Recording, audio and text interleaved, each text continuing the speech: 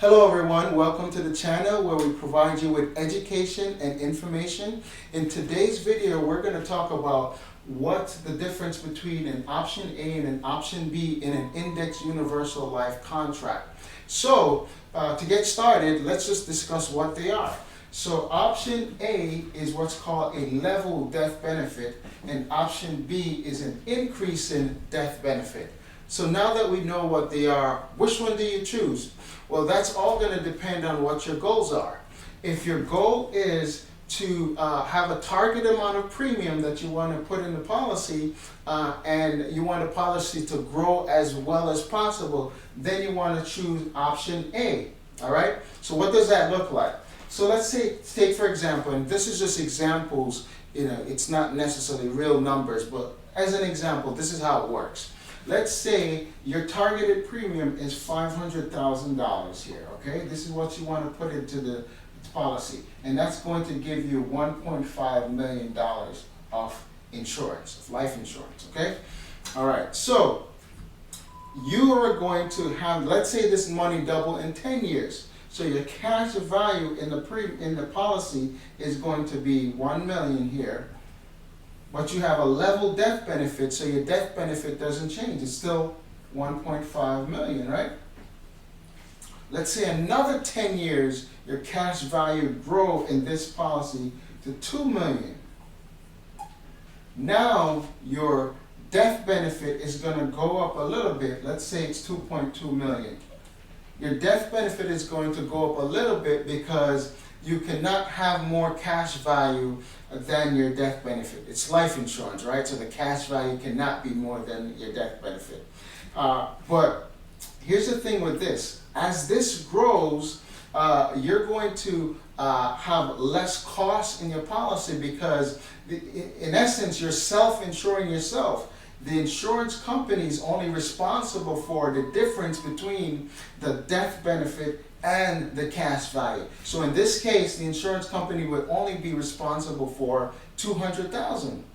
And as you get older, the cost of insurance will be more. But in this case, it's not going to be more because you're self-insuring yourself. Your idea here was to grow your cash value as well as possible.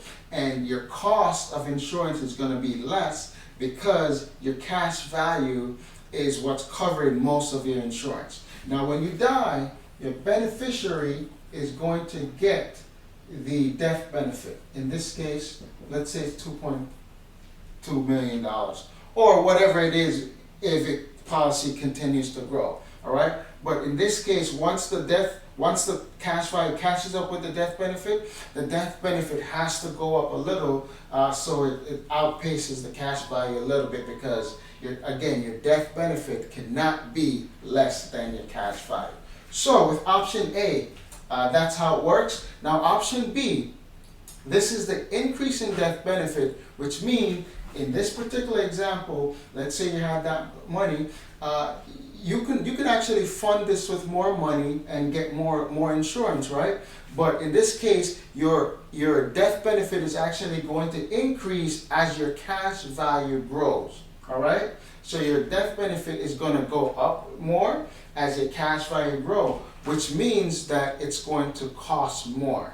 All right? Your insurance is going to cost more because the company is going to be on the hook for more insurance or covering that cost, which is why your cash value will not grow as well. All right? So this is the con on this side.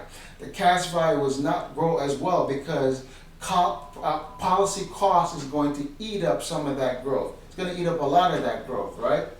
But here's the pro on this side. The pro is that when you die, your beneficiary will get both your death benefit and the cash value in the policy. All right?